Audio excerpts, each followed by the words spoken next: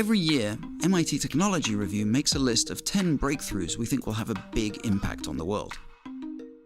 We've identified things like natural language processing, augmented reality, CRISPR, wireless charging, and gene therapy before they went mainstream.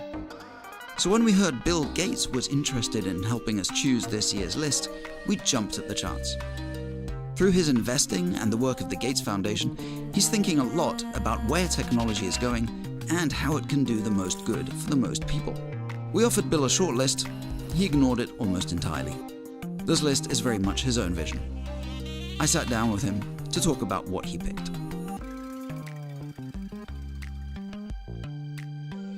You're famously optimistic, and you subscribe to the view of people like Hans Rosling and Steven Pinker that when you look at the important indicators, life has been getting better consistently for billions of people.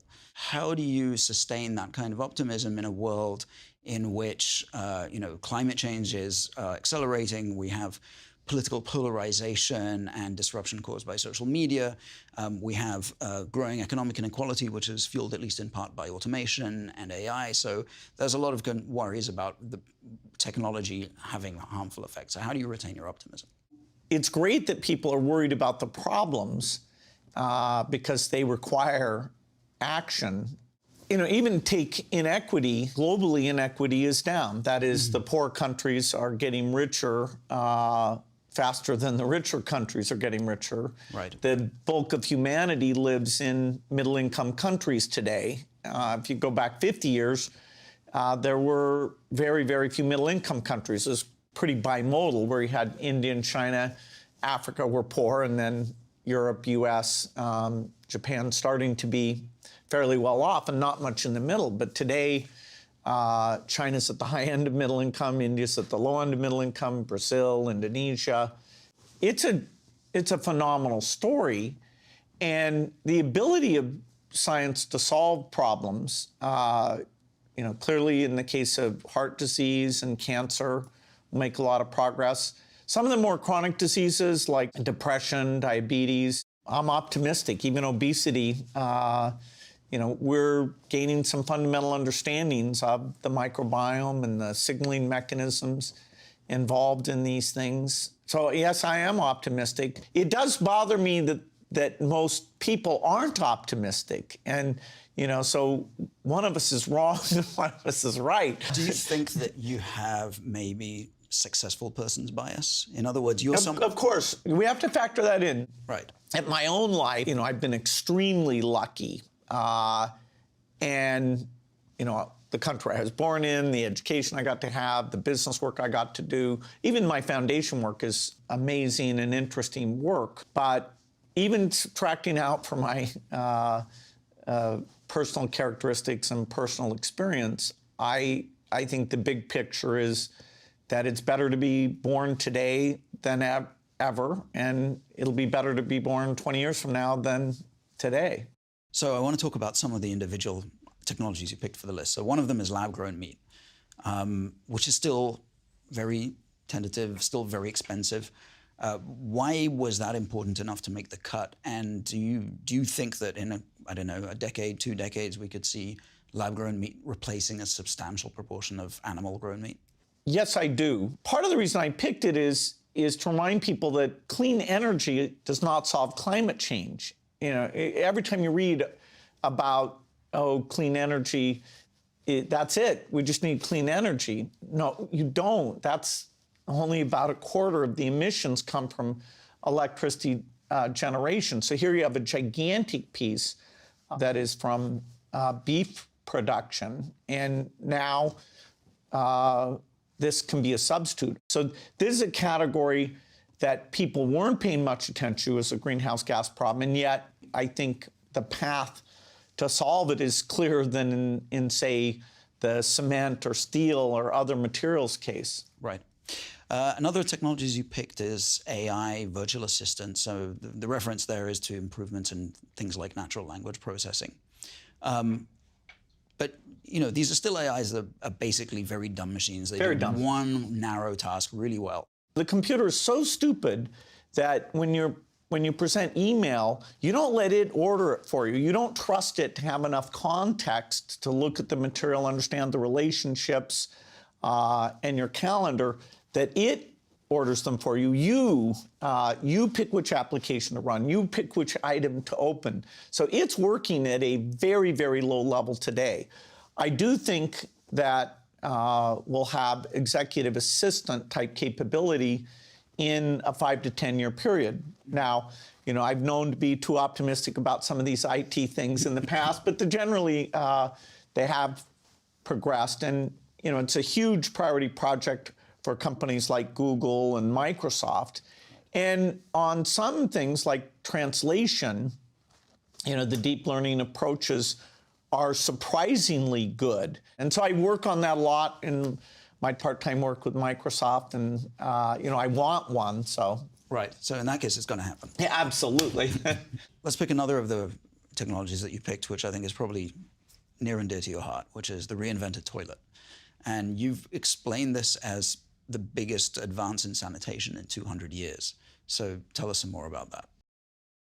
Well, the technologies are often decent enough that they stay the same. And so the idea of building sewers, using clean water, having a processing plant, that's the paradigm in rich countries.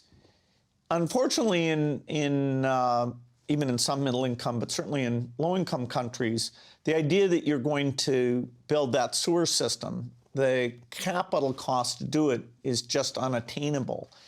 And yet the quality of life, both in terms of disgust and disease, when you're not taking the human waste and getting it out of an increasingly urbanized world, Africa will, although it's the last place, it will be 50% urban 20 years from now. Will the kids there be healthy? But maybe just describe briefly what it does. Okay, well, it takes the human waste, the liquid and solid, and in some cases it treats it as a uniform group. In most cases it does some type of separation. The solids you can essentially burn. The liquids you can filter. Mm-hmm. Now, the cost of the equipment that does this reliably is a real challenge. And the net energy, now burning the solid part, actually you get energy, but whether you can make the balance, if you actually have to boil the liquid part, that uses up a lot of energy. Right. And so the technologies we have today work, but the cost per seat is over $5,000, and there's even maintenance that has to go into those things. To really get into those slums, we're going to have to get down to the ultimate is the single-family household, so the woman doesn't have to go out at night. Mm. That we need to be less than $500. Right. And so, there are days that's, it's kind of an intimidating target. Is there another technology like that, which is, something that has been around for so long and is so well established that nobody even thinks of innovating in it, but that actually, in the same way as the toilet, could be ripe for disruption? There are cases where the sort of trickle-down approach of, okay, the rich world does something in some way, right, and now, hey, the poor world just learned to do it. In the rich world, going to your doctors and getting regular medication sort of works. Actually, compliance isn't that good. What we'd really like for the rest of the world is something like a drug depot where it's doing continuous release, so that, say, you have to take 6 months of TB medicine, or you have to constantly have some HIV prophylactic drug in your body at a certain level. Drug depots would help the poor world application a lot. It's not necessary for the rich world. Mm. And so there you have to challenge scientists to do something that if they just look at the rich world target product profiles, they won't see it. Likewise, keeping vaccines cold in places where you have lots of electricity reliably, stick it in the refrigerator, that's fine. In Africa, as we get out into rural areas, we've had to challenge engineers to create new types of refrigeration, and that looks like it's rolling out in a positive way. So trickle down works for a lot of things, cell phones, chips, measles vaccine, but it isn't, you're going to miss a lot of potential innovation if you insist on that. And toilets is one where it's even hard to see how some of these big Indian cities will ever deal with their waste if all we have is sewer sanitation and large-scale sanitation processing. Right. So you lead a $1 billion investment fund, Breakthrough Energy Ventures, which is investing in a whole bunch of different technologies, not all of them energy generation, but that are about limiting emissions. The question I have is, it feels like there are already a lot of technological solutions to climate change. And do we really need more of them? Or is the biggest problem not political, about governments implementing them and creating the incentives for them to be taken up? When you say to India, should you provide electricity to everyone to have things we take for granted, heating, air conditioning, their path is to build more coal plants. That's the cheapest form of electricity for them. And so, yes, the rich countries are rich enough that if they chose to, they could pay huge premium prices for electricity. Now, the reliability piece, Shmuel talks about, you have 7 days in Tokyo where you have no sun, no wind. Right. The overall cost of electricity in Tokyo would be, for the entire year, would be more than doubled to have a 100% renewable solution. We don't have ways of making cement, steel, meat that are zero emissions, even at a doubled premium for those things. In France, they were asked to pay a 5% increase on their diesel price. Right. And that was unacceptable. So the willingness to go for super expensive things whose only benefit is their reduction in greenhouse gas emission, it's just not there. Politics is where you decide how much you're going to put into basic research, or how you're going to make things attractive for these innovative companies, or how you're going to let things roll out when they're in a less mature state. But no, if we froze technology today, you will live in a 4 degrees C warmer world in the future, guaranteed. And you said recently that you want the US to regain its lead, and you're going to try to persuade the leaders of this country to regain the lead in nuclear power. If we didn't have climate change, the quest to get broad acceptance of nuclear power wouldn't be a priority for me. The general public attitude towards nuclear is a real challenge, and the economics are a real challenge. So if you can solve safety, including the perception of safety, and solve the economics, that would be fantastic. It's not easy.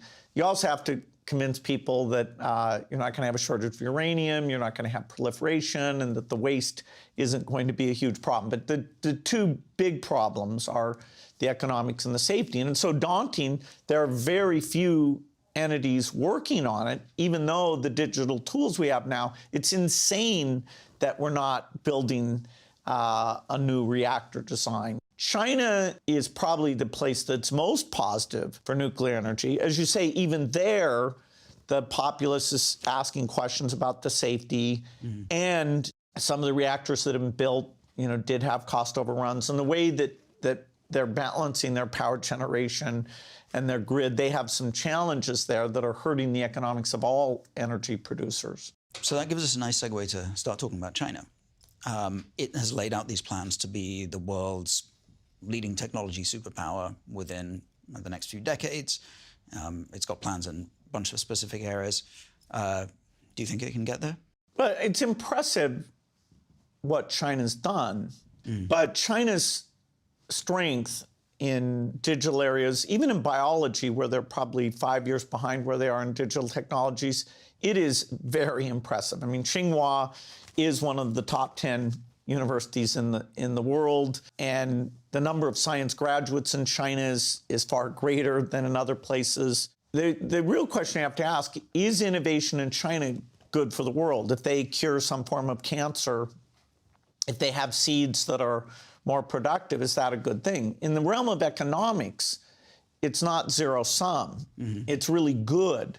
The only zero-sum game there is war. And so, I don't think we should end up in a war with China. So a trade war or any other kind of war. Right. So the idea that they're starting to be innovative, that is good for the world. And like most countries in middle-income status, they're more willing to do big projects and upset the status quo. The U.S. in the 50s and 60s, Japan in 70s and 80s, Korea 80s and 90s. There's that middle-income state where your technological capability gets really strong, and you're willing, whether it's your infrastructure or science, to go out and do very, very ambitious things. The U.S., it's good to have a sense, okay, we have to renew our edge. In fact, Japan was never going to overtake us in terms of scientific innovation, but I do think in the 70s and 80s when we were like, oh, geez, have they figured things out? We haven't, that we renewed our commitment to basic research. So it will be, post-World War II, it'll be the first time that we have a broad technological competitor that actually uses the commercial market as the way they get their strengths. The Soviets had the problem that they didn't have the commercial side, and so it meant that although their scientific understanding was very good, their ability to actually make things in an economic way fell way behind what we had. And so we had, incredible global uniqueness that that's kind of spoiled us in a way. We won't have as much uniqueness relative to China, even though we're likely to stay number one for a long time. Thank you very, very much, Bill. That was really fascinating. Yeah, great to talk to you. Great.